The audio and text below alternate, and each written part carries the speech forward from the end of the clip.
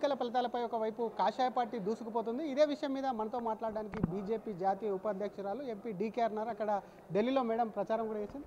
Madam, ఎన్నికల ఫలితాలు చూస్తున్నారు. ఒకవైపు బీజేపీ అయితే ఎక్కడ ఎవరికి అందనంత ఎత్తులో దూసుకుపోతుంది. ఈ ఫలితాలతో మీరు ఏం చెప్పాలనుకుంటున్నారు మేడం? ప్రజలంతా కూడా భారతీయ జనతా పార్టీ వైపు చూస్తున్నది స్పష్టమైంది. ఢిల్లీలో కూడా ఇప్పుడు ఢిల్లీలో మేము పార్లమెంట్ జరుగుతూ ఉంది. సో అక్కడే ఉన్నాము, క్యాంపెయినింగ్ కూడా చూస్తున్నాం. చాలా చోట్ల కొంచెం మేము కూడా కొన్ని కాన్స్టిట్యున్సీలలో క్యాంపెయినింగ్లో పాల్గొన్నాం. సో వాతావరణం అంతా కూడా చాలా భారతీయ జనతా పార్టీకి అనుకూలంగా కనిపించింది. సో తప్పకుండా భారతీయ జనతా పార్టీ ప్రభుత్వం అక్కడ ఏర్పాటు అవుతున్న విశ్వాసం ఉండే. ఈరోజు రిజల్ట్స్ కూడా అదేవిధంగా ఈరోజు మనకు కనపడుతున్నాయి. మీరు ప్రచారం చేశారు, ఏ కాన్స్టిట్యున్సీలు ప్రచారం చేశారు? అక్కడ ప్రజల నుంచి మీకు ఎటువంటి స్పందన వచ్చింది? మంచి స్పందన ఉండింది. అక్కడ కూడా నేను రజౌరీ గార్డెన్ చేశాను, వికాస్పురి చేశాను, జనక్పురిలో చేశాను, రంగ్పురిలో 4 కాన్స్టిట్యున్సీలలో నేను క్యాంపెయినింగ్లో పాల్గొన్నాను. సో ఈరోజు మెజారిటీ స్థానాలు గెలుస్తున్నట్టే ఉంది కాన్స్టిట్యున్సీ వైజ్గా కూడా చూసుకుంటే. సో మంచి వాతావరణం కూడా ఉంది. మేము పోయినప్పుడు కూడా అక్కడ ప్రజల లోపల తీవ్రమైనటువంటి వ్యతిరేకత ఆప్ పైన కనిపించింది, కేజ్రీవాల్ పైన కనిపించింది. అభివృద్ధి అనేది అసలు ఎక్కడ మచ్చు కూడా లేదు. కేవలం అంటే స్కీమ్స్ చెప్పేసింది కానీ ఎక్కడ కూడా కింద నీళ్లకు ప్రాబ్లమే ఉంది, డ్రైనేజ్ ప్రాబ్లం ఉంది, అక్కడ కరెంటు లేని ప్లేసెస్ కూడా ఉన్నాయి. ఢిల్లీలో గల్లీలలో కొన్ని ఏరియాలో కరెంటు కూడా లేనటువంటి పరిస్థితి ఉన్నది. సో అంత దుర్భరమైనటువంటి పరిస్థితుల్లో ప్రజలు అక్కడ ఇబ్బందులు పడుతున్నటువంటి నేపథ్యంలో తప్పకుండా ప్రతి ఒక్కరు అభివృద్ధి కావాలి, మాకు కేవలం అభివృద్ధి కావాలంటే ఎక్కడ పోయినా ఈ సమస్యలు మాకు పరిష్కారం చేయాలంటటువంటి వాదన వాళ్ళ యొక్క ఆకాంక్ష ప్రజల్లో కనిపించింది చాలా స్పష్టంగా. అది మోదీ గారి ప్రభుత్వం వల్లనే సాధ్యమవుతుంది. కేంద్రంలో భారతీయ జనతా పార్టీ ఉంది.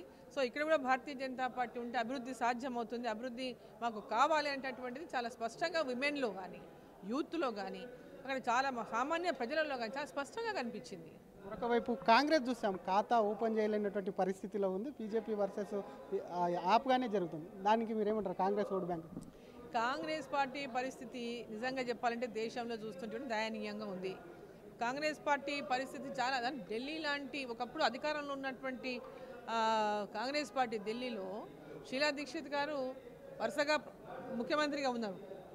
సో ఆ సమయంలో షీలా దీక్షిత్ గారి యొక్క అభివృద్ధి గురించి అనేక సార్లు మొన్న కూడా షీలా దీక్షిత్ చర్చ అయినా ఈరోజు కాంగ్రెస్ పార్టీకి ఓటేయడానికి ఎవరు సిద్ధంగా లేరు. సో కాంగ్రెస్ పార్టీ పైన ప్రజల లోపల ఎలాంటి విశ్వాసం లేదు. కాంగ్రెస్ పార్టీ అయితే డెవలప్మెంట్ చేస్తుందనో, కాంగ్రెస్ పార్టీ వస్తే బాగవుతుందనో అనే విశ్వాసం ప్రజల లోపల లేదు. కాబట్టి అక్కడ ప్రజలు ఎవరు కూడా కాంగ్రెస్ పార్టీ ఒక్క ఎమ్మెల్యేని కూడా గెలిపించలేదు. ఈ ఎన్నికల ఫలితాలు తెలంగాణ రాష్ట్రం మీద ప్రభావితం చేయబోతుంది. తప్పకుండా దేశవ్యాప్తంగా కూడా ఈ ఎన్నికల రిజల్ట్స్ అనేటివి, ఎందుకంటే ఢిల్లీ కేంద్రంలో ఈరోజు భారతీయ జనతా పార్టీ ఆఫ్టర్ అంటే 3 డికేడ్స్ అంటే దాదాపు 28 సంవత్సరాల తర్వాత అక్కడ అధికారంలోకి వచ్చింది భారతీయ జనతా పార్టీ.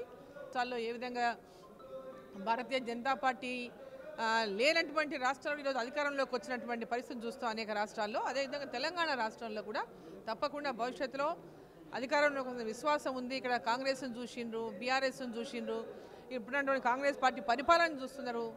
చాలా ఘోరంగా విఫలమైంది తెలంగాణలో కాంగ్రెస్ పార్టీ యొక్క పరిపాలన. ప్రజలకు ఇచ్చిన హామీలన్నీ నెరవేర్చలేనటువంటి దుస్థితిలో ఉన్నది. వాళ్ళ లోపలనే ఈరోజు ఒకరు మాట్లాడితే ఎమ్మెల్యే లోపల కూడా చాలా తీవ్రమైనటువంటి అంటే డిస్సాటిస్ఫాక్షన్ వ్యక్తం చేస్తూ ఉన్నారు ప్రభుత్వం పైన. సో తప్పకుండా భారతీయ జనతా పార్టీ వైపు ప్రజల చూపు ఉన్నది తెలంగాణ రాష్ట్రంలో.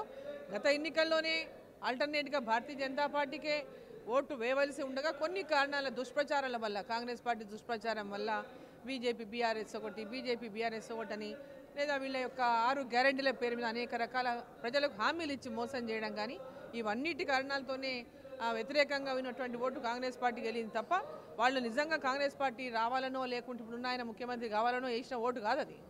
సో తప్పకుండా తెలంగాణ రాష్ట్రంలో కూడా మంచి భవిష్యత్తు భారతీయ జనతా పార్టీకి ఉంటుంది.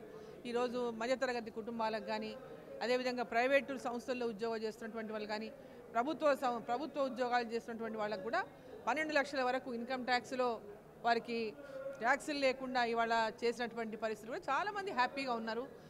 అసలు అంటే ఎక్స్పెక్ట్ చేయలేదు వాళ్ళు ఇంత చేసి, ఎందుకంటే గతంలో 7 లక్షలు ఉన్నదాన్ని ఒకేసారి 12 లక్షలు చేస్తారని ఎవరు ఊహించలేదు. సో మధ్యతరగతి కుటుంబాల యొక్క ఆలోచన ఆకాంక్ష గుర్తించినటువంటి మోదీ గారు మరి ఈసారి బడ్జెట్లో నిర్మలా సీతారామన్ గారు మధ్యతరగతి వారికి కానీ అదేవిధంగా మధ్యతరగతి కంటే దిగుతర తిరుపతి అప్ టు 12 lakhs వరకు ఆదాయం ఉన్నటువంటి కుటుంబాలకన్నిటికి కూడా ఆదాయం పైన ట్యాక్సులు లేకుండా వాళ్ళు ట్యాక్స్ ఎగ్జంప్షన్ ఇచ్చినటువంటి నేపథ్యంలో వాళ్ళంతటి వాళ్ళు చాలా దేశవ్యాప్తంగా కూడా చాలా హ్యాపీగా ఉన్నారు ప్రజలు. దీని విషయంలో అదే తెలంగాణ ప్రజలు కూడా చాలా హ్యాపీగా ఉన్నారు. ఇప్పుడు రాబోయే 3 ఎమ్మెల్సీ ఎలక్షన్ జరగబోతున్నాయి, లోకల్ బాడీ ఎలక్షన్స్. సో తప్పకుండా దాంట్లో టీచర్ ఎమ్మెల్సీ ఎలక్షన్స్ 2 ఉన్నాయి. ఒకటేమో గ్రాడ్యుయేట్ ఎమ్మెల్సీ ఎలక్షన్ ఉంది. ఆ MLC graduate and teacher MLC elections తప్పకుండా భారతీయ జనతా పార్టీ విజయాన్ని అందుకోవాలనేటువంటి లక్ష్యంతో ఈరోజు రాష్ట్ర అధ్యక్షుడు కిషన్ రెడ్డి గారి సమావేశాన్ని ఇక్కడ నిర్వహించారు. ఆ రకంగా ఎట్లా ఎన్నికల విజయం కోసం ఏ విధంగా ముందుకెళ్ళాలి, మనం ఏ విధంగా విజయాన్ని సొంతం చేసుకునే లక్ష్యంతో భారతీయ జనతా పార్టీ వాళ్ళు ముందుకెళ్తుంది.